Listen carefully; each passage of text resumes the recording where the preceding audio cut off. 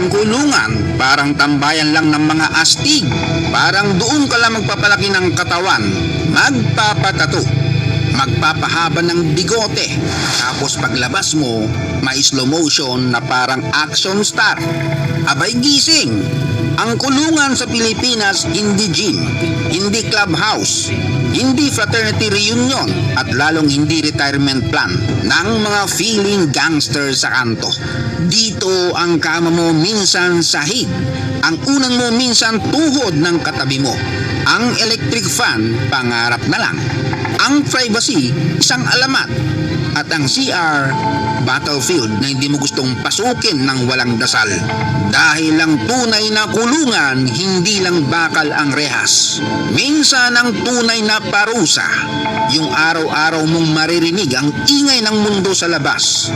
Pero ikaw, nasa loob, nakikipag-agawan sa hangin. At sa unang gabi mo pa lang, siguradong may mawawasak. Kayabangan o puwet.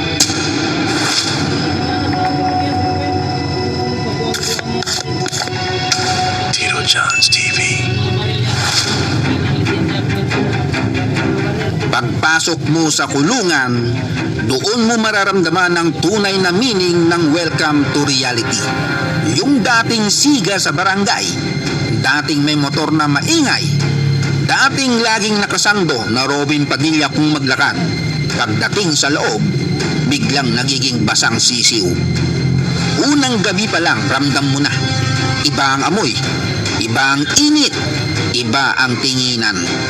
May umuubo, may humihilik, may nagdadasal, may umiiyak ng patago, may nagkwekwento na parang normal na lang lahat, at may isang bagong pasok na nakatitig sa kisame. Iniisip, bakit ba ako nagpadala sa init ng ulo? Mga bossing sa labas, isang segundo lang ang yabang. Isang suntok, isang tulak, isang maling hawak ng kutsilyo, isang maling desisyon habang lasing. Pero sa loob, yung isang segundo mong kabubuhan, pwedeng maging taon ng pagsisisi. Dito mo malalaman ang tunay na matapang, hindi yung marunong manakit. Ang tunay na matapang, yung marunong umatras bago lumala. Dahil sa kulungan, walang rewind. Pag sarado na ang rehas, sarado na rin ang dating buhay mo. Sa kulungan, ang space ay luxury. Kahit isang dangkal na lugar para makahilata, jackpot na. May nakaupo habang natutulog, may nakapagkit na sa pader, may nakatiklop, may nakasabit ang pa sa kung saan saan, at dahil siksikan, lahat nararamdaman mo. Pag uminit ang panahon, sabay-sabay kayong pinapawisan. Pag may isang may ubo, lahat kayo may concert ng plema. Pag may isang may bad breath, buong selda damay sa sermon ng hininga niya. Dito mo maiisip, Lord, sana pala nagtrabaho na lang ako ng maayos. Sana pala, hindi ko na pinatulan. Sana pala, hindi ako nagpaangas sa tropa. At yan ang brutal na katotohanan. Ang kulungan, hindi lang nakakulong ang katawan, kinukulong din ang dignidad mo. Pagdating sa pagkain, simple lang. Kanin, ulam, minsan sabaw, minsan gulay, minsan laman na parang nahihiya magpakita. At doon mo mararamdaman yung dating kalayaan na hindi mo pinapansin. Sa labas, ordinaryo lang yon. Sa loob, kayamanan na.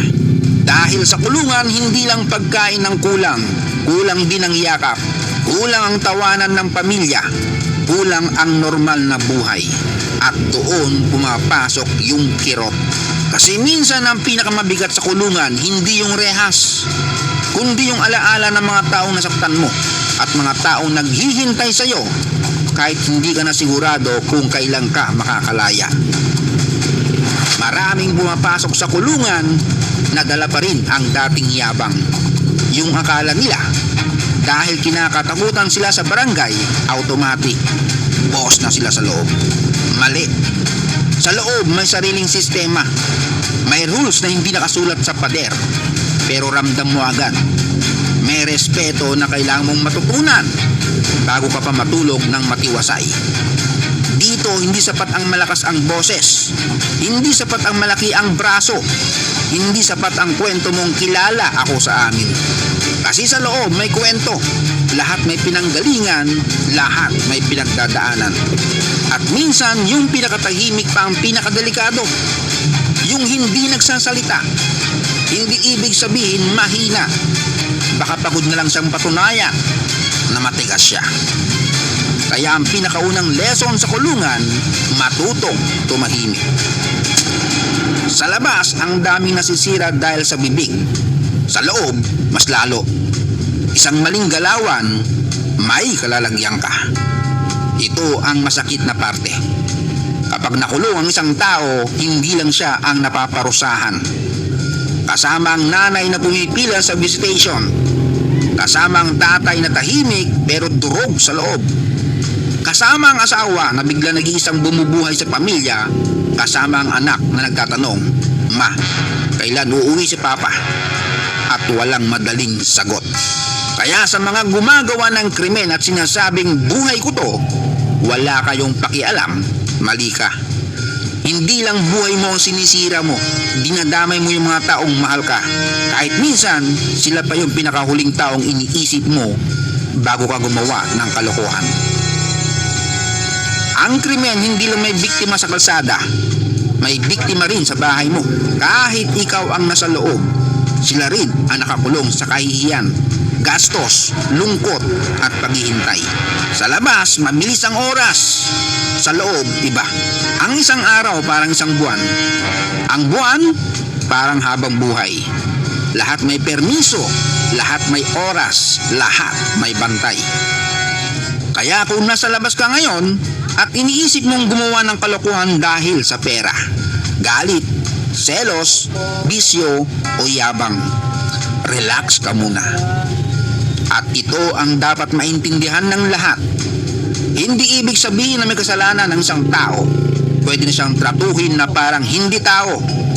May batas, may parusa, pero dapat may dignidad pa rin. Kasi ang layunin ng kulungan hindi lang magpakulong. Dapat may pag-asa rin magbago. Pero paano magbabago ang tao kung araw-araw siyang dinudurog ng siksikan, init, gutom, takot at kawalan ng pag-asa? Diyan papasok ang mas malalim na usapan. Ang kulungan ay dapat babala sa kriminal. Pero dapat hindi rin ito pabrika ng mas malalim na galit. Hindi lahat ng nasa kulungan ay pare-pareho. May iba talagang gumawa ng mabigat na kasalanan na dapat lang nilang pagbayaran. May iba na damay. May iba naghihintay pa ng hatol. May iba biktima rin ng kahirapan, bisyo, baling barkada at maling desisyon.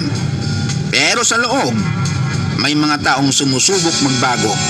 At doon mo makikita na kahit sa pinakamadilim na lugar, may mga taong naghahanap pa rin ng liwanag.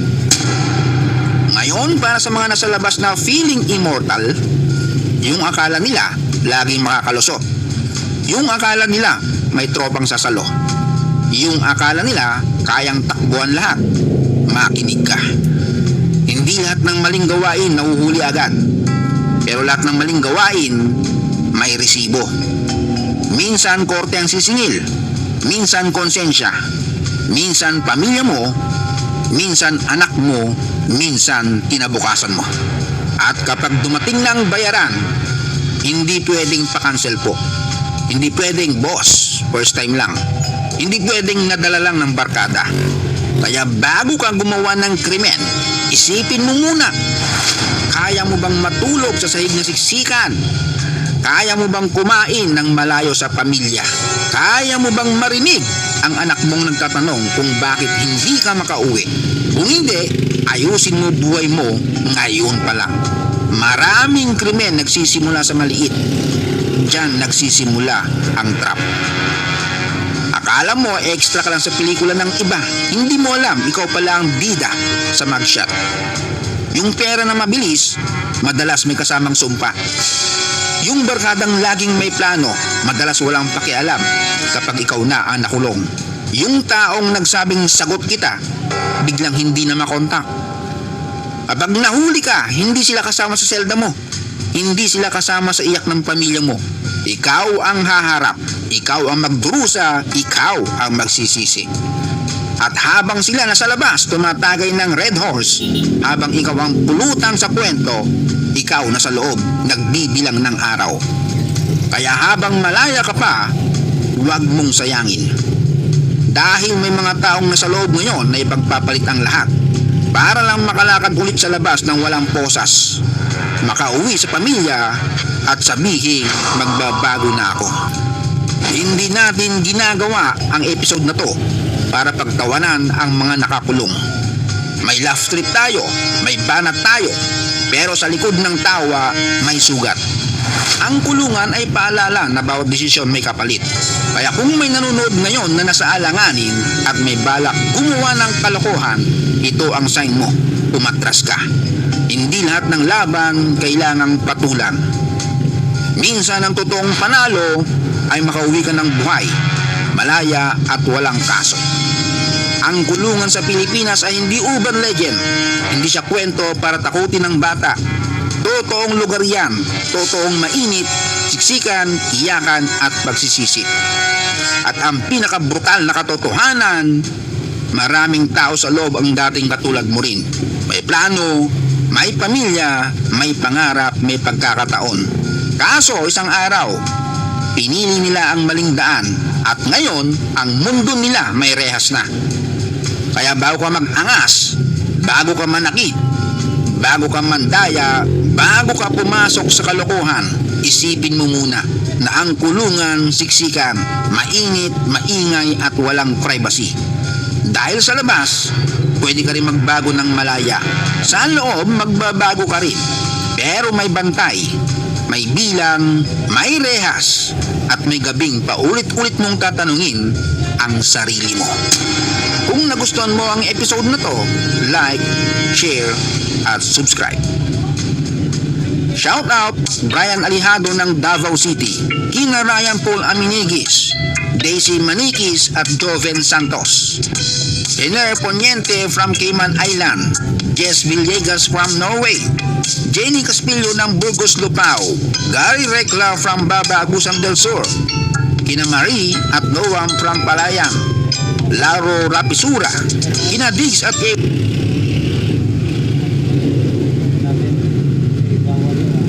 natin mamaya ang sagot dyan. Pero sa umagang ito, samahan ninyo kaming tunghayan ang mga kwento ng pag-abot sa ating mga kapwa-tao. Gaya na lamang ng ginawang paglingap sa mga bilanggo sa Rizal at ang pagbubukas ng free store sa Vietnam. Aming ibabahagi sa inyo ang mga kwentong ito na